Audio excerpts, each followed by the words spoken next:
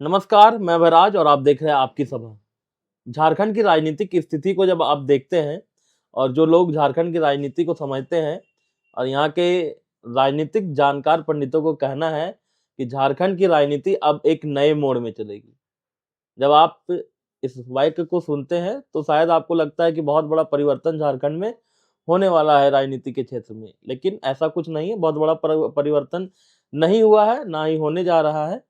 लेकिन इस विधानसभा चुनाव में 2024 के विधानसभा के चुनाव में अगर सबसे खराब परफॉर्मेंस किसी का रहा है तो वो आजसू का रहा है। आजसू ने जिस तरह 10 सीट में चुनाव लड़ी और केवल 1 सीट में वो चुनाव जीत पाए, और जिस सीट में वो चुनाव जीते तिवारी महतो जी मांडू से, वहां भी अंतराल बहुत कम था। 235 वोट का अंतराल से वो चुनाव वहां जीतते हैं। अब स्थिति ये है, जब चुनाव जैसे ही खत्म हुआ तो कुछ लोगों का कहना था, लगातार ये बातें उठने लग गई कि आजसू अब कहीं ना कहीं समाप्त होने की स्थिति में है। आजसू पार्टी का मनोबल टूट गया है। कई आजसू पार्टी के नेता पार्टी छोड़कर गए भी उस समय, चुनाव के जस्ट बाद, चुनाव के कुछ पहले। लेकिन एक्चुअल में धरातल पे स्थिति ऐसी नहीं। आप सभी सुदेश महतो को जानते हैं। सुदेश महतो एक बहुत ही निडर और जुझारू नेता है। वो हमेशा ही झारखंड की राजनीति को बहुत अच्छे से समझते हैं। उनका अगर आप व्यक्तिगत तौर पर जब आप जो सुदेश महतो को जानने की कोशिश करेंगे तो बहुत ही शांत स्वभाव के व्यक्ति।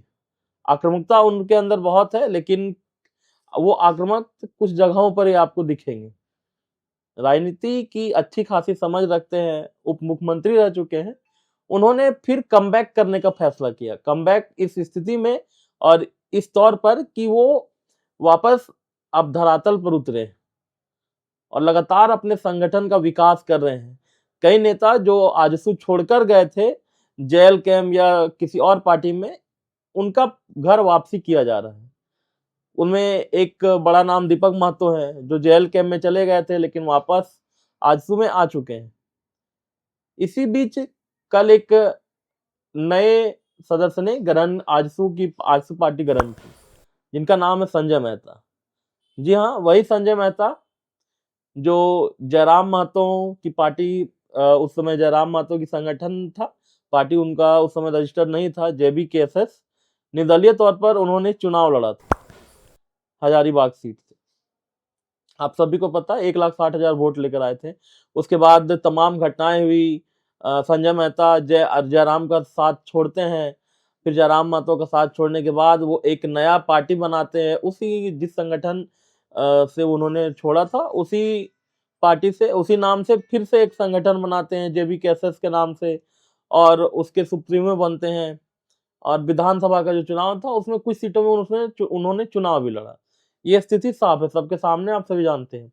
लेकिन यहाँ सबसे बड़ी बात है, कल एक इंटरव्यू में मैंने सुना, जब संजय मेहता आजसू ग्रहण कर चुके हैं सदस्यता, कि उनका कहना है कि बीजेपी को झारखंड में छोटे भाई के तौर पर रहना, जब झारखंडियत की बात होगी तो आजसू बड़े भाई के तौर पर उभर कर सामने आएगी झारखंड में। संजय मेहता के बारे में जब आप बात करते हैं, बहुत ही, वो भी एक सुलझे हुए नेता है। बहुत ही तार्किक तौर पर वो बात भी करते हैं, एक अच्छे प्रवक्ता भी हैं। कल उनका जो इंटरव्यू था, वो उस इंटरव्यू में जितनी सारी उन्होंने बातें कही, उस इंटरव्यू में बहुत सारा जिक्र हुआ, जयराम महतो के बारे में भी जिक्र हुआ। वो जब इंटरव्यू आप देखेंगे तो वो खैर पुरानी बातें थी, उन्हीं बातों का दोबारा जिक्र किया गया। स्थिति इसलिए सुधर रही है आजसू के लिए क्योंकि कहीं ना कहीं जो मनोबल टूटा था, वो मनोबल अब आजसू को वापस मिल रहा है। कई सारे कार्यकर्ता अब ऑन फील्ड आजसू के बहुत एक्टिव हो गए हैं, और कहीं ना कहीं उनके एक्टिव होने से अब बीजेपी को सोचने वाली बात इसलिए है क्योंकि आजसू जबकि सुप्रीमो सुदेश महतो और रघुवर दास के बीच कहीं ना कहीं खटास रही है पहले से भी। इसीलिए जैसे ही रघुवर दास की भाजपा में वापसी हुई तो लोगों का कहना हो गया कि अब सुदेश महतो हो सकता है कि बीजेपी के साथ मिलकर आगे चुनाव नहीं लड़ेंगे। और जिस तरह चुनाव आजसू हारी है, अब मुझे ये भी लगता है कि हो सकता है जब अगला विधानसभा का चुनाव हो तो वो आपको अकेले नजर अकेले या किसी अन्य पार्टी के साथ गठबंधन के तौर पर लड़ते हुए नजर आएंगे। वो बीजेपी से अलग भी हो सकते, कोई बड़ी बात नहीं। सुदेश महतो ने अपने एक कार्यक्रम के संबोधन में कहा भी था कि जनता अभी उस ओर देख रही है, मीन्स जो सत्ता में पार्टी उनके तरफ इशारा करते हुए बोला कि जनता अभी उस ओर देख रही है, हम जनता के पीछे खड़े हैं कि कभी भी जनता उस ओर से इधर देखेगी और इधर जब देखेगी तो उन्हें केवल आजसू दिखना चाहिए। बीजेपी चुनाव हार गई, मनोबल बीजेपी का भी टूटा है। उतनी सीटें जीतने के बाद, 20 या 21 सीटें जीतने के बाद अभी भी बीजेपी ने अपने विधायक दल के नेता प्रतिपक्ष की घोषणा नहीं की।